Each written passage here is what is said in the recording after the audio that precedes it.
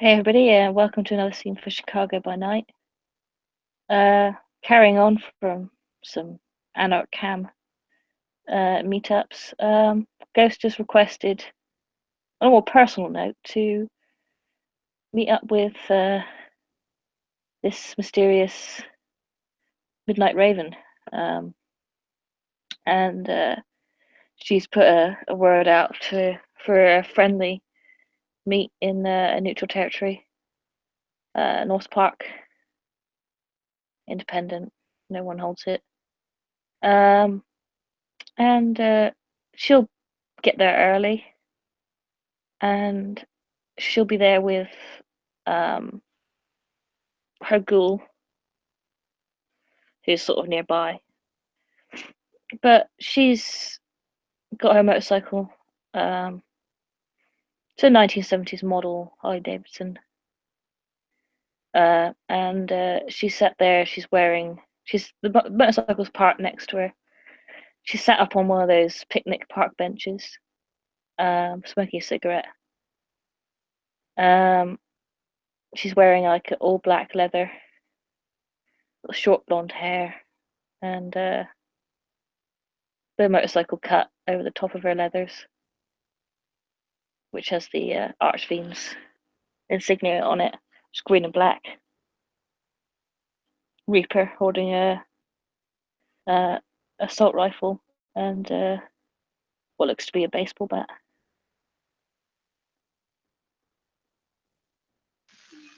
John um, does a once over like drive by, um, and then he will slowly come up to the um, meeting. He's riding a brand new 2017 Indian motorcycle. Um, as he just slowly um,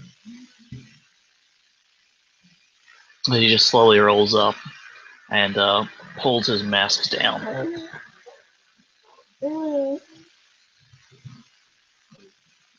Just stands up and comes down off the bench. Sort of checks out the motorcycle briefly,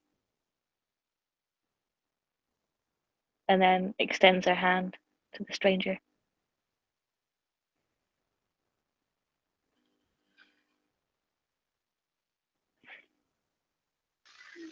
Greetings. Hey, how's it going? I'm Ghost. They call me John Midnight Raven, and he like takes her hand. She gives him a strong handshake. He returns it like just right back. Yeah, it's a sort of a potence infused handshake. You'll probably be able to tell that. The difference between human strength and potence. Ghost isn't particularly big. She's probably only like 5'7", and sort of more athletic than um, imposing. So it's a little bit of a strong handshake for a small chick.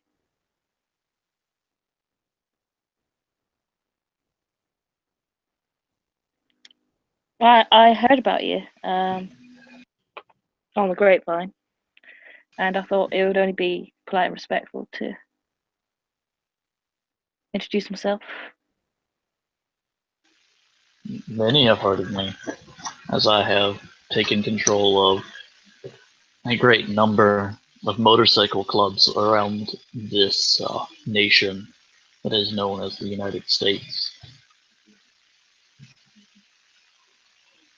She nods. I assume you also then know my affiliation. Yeah, funny kind of coincidence for me. Funny how. She reaches into her pocket, um, takes out a old faded photograph. You guess it's probably from the late 1950s, early 60s. And it's a picture of her outside of a um, Hells Angels clubhouse. She's got long hair, but it's very noticeably her. And she's sort of sat there with like motorcycle pieces, like tuning up some bikes, old model bikes, and there's a group of some of the founding members of the Hells Angels standing around her, as well as other people that probably went unknown in history. I see. Call it That history. is that is a very old photograph. She looks at it. Wasn't that long ago. Not in the scheme of things. No, in the scheme of things, it is but a simple mote of time. She smiles. Now I'm going to be upfront with you because I'm an upfront kind of person.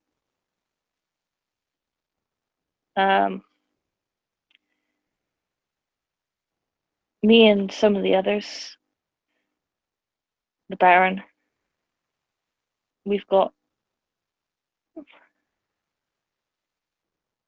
Well, we're not enemies, but we're not friends. Put it that way.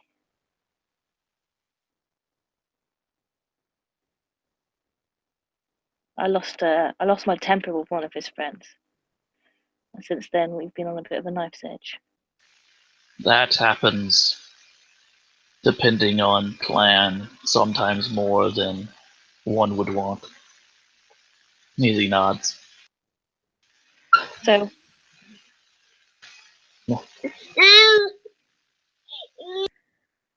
what I was hoping is that because of our shared interests and enthusiasms, she sort of looks towards the bike. We could perhaps work together, or I could work with you.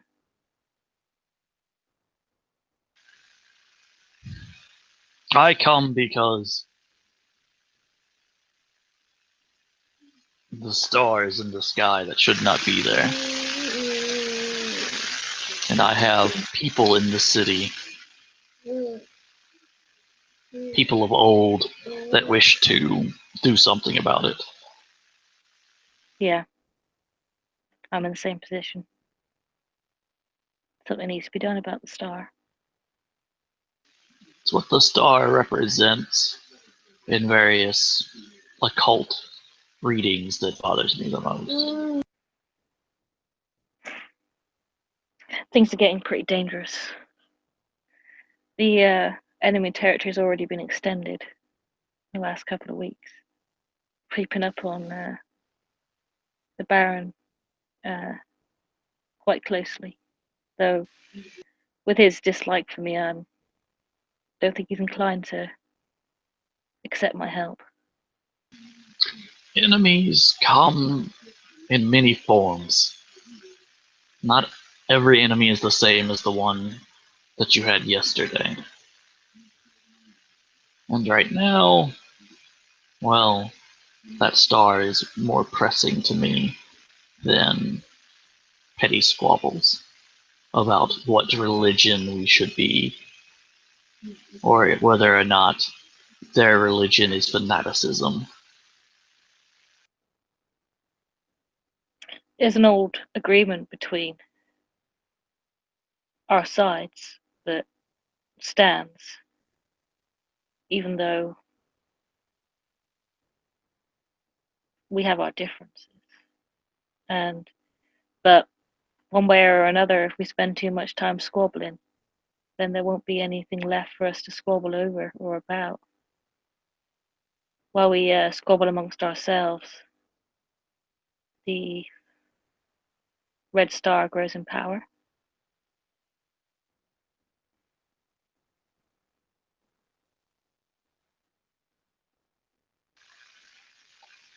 Land is, how do you say? You control what you can hold, and you can't control anymore. That being said, I do not know the Baron's wishes, nor his wants or his likes. I will support him, as is my right as Anarch, or not to, as is also my right as Anarch. She nods, sort of understandingly. Well, you know the situation, so my offer is here on the table. If you want to work together, then you know that the door is open. But if not, then that's your call. For now, I cannot give you an answer, as I do not have all of the information. If I am to make a understood understanding about this, I must first hear both sides. Then I can decide how to proceed. All right. Well, I'll give you a quick rundown on my side, and then you can go to the others for theirs. I was holding a secret meeting, uh, and it was on a need to know basis, i.e., people from my side only. Someone from my side brought in a freshly made one of us uh, without telling me, without giving me a heads up. And I was informed that this new blood had been seen in Sabat territory. So, with all the information that I had at the time, I thought, well, he's come to this room, he's seen all our faces, he's heard our names, and he's seen all our maps and documents that we've got here on the table. I just wanted to erase his memory and send him back to where he came from. For all I knew, he was a shovelhead. Turns out he's a friend of your Baron's. His name's Dave. I uh,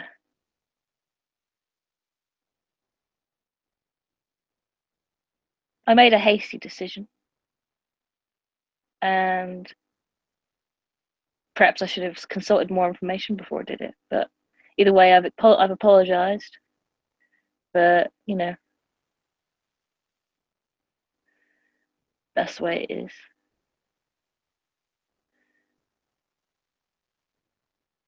I've got no interest in fighting amongst ourselves, like I said. Forgive me, I am thinking about old things, but in that line of thought, it comes to me that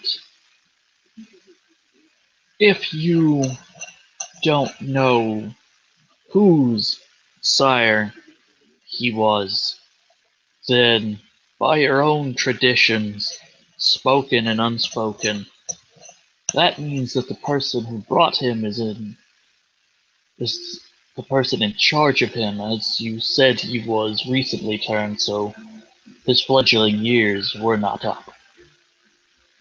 Have I made any mistake with that? No, that's right. He's a fledgling in our tradition. Then you should have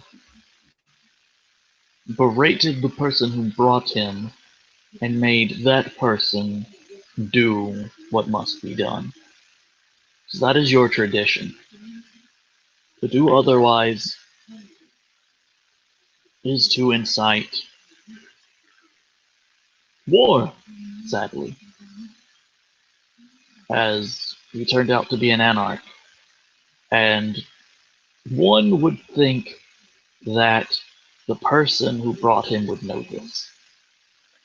If not, then that person is merely foolish and should be dealt with as a fool. Yeah, it turns out they did know that, but all that this Dave said to me was, "I'm a friend of Sam's." Now, to me, I'm like, "Who the fuck is Sam?" That doesn't mean anything to me. Now, he's new and he doesn't know the way that things are, but if you're going to bring somebody to a meeting, you should at least clue them up on what they need to say.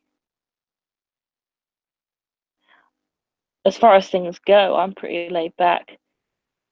Uh, a lot of people would have just killed him and then dealt with the mess later and not given a fuck. I don't really like to kill people unless I have to. Killing people serves to only make message for those still living. And since I do not believe it was your intent to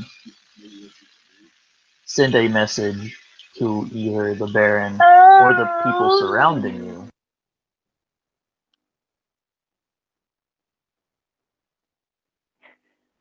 If I'd known he was affiliated with the Baron, I might have been, I would have treated him more courteously than I did. But but sadly you did not, and I've heard your side. I will hear the other side, and then I will hear from. You said Dave was the aggrieved party, and I will hear from him. yeah, I am a shaman. I was a shaman of my people, and as such, I will think long and hard on how I must go about this. she nods. I offered Dave a deal, as it were. If he needs some help, then give me a call. A personal deal between him and I. The Baron made it clear that it was not a sect decision, it was Dave's decision. So he has my number if he needs my help, and I'm a woman of my word. I think the older that you are, though, you hold grudges, or at least that's my experience. With age comes understanding. Sometimes that understanding is false, though. She nods.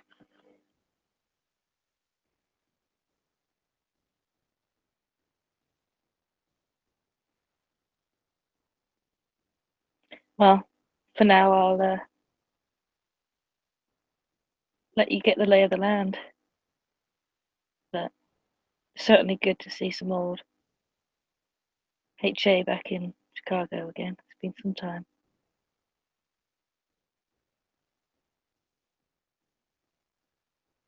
There's a little bit of a sort of nostalgic look on her face when she says that.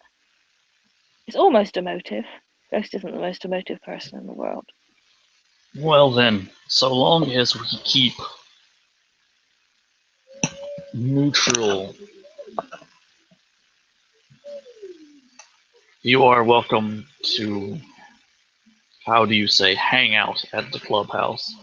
If you were part of the movement at one point, I will not deny you that luxury. Perhaps you will Okay. learn something about the anarchs and about the new movement that is starting. Believe me, I got plenty of schooling on the anarchs in my early years, but that's a story for another time. Well then, I must go. I have to meet with the Baron. Enjoy yourself. Um, Same extension of hospitality comes my way. If you're ever in the Archfiend side of town, uh, your boys can come into our bars, but I expect with the type of bars that I'm used to, they'll probably stay where they are. Most likely. Well She then, nods. have a good rest of your evening, and I will think long and hard on what I have heard. She nods and she goes over to her motorcycle, gets on, puts her mask over her face, gives a sort of biker's peace, sort of two-fingered salute as she drives off. After she's gone off for a little bit, he just looks at the rest of his crew, rounds them up, and heads on out with not a care in the world. Alright, that'll be the moment we end the scene. Thanks players for playing, thanks watchers for watching. Till next time.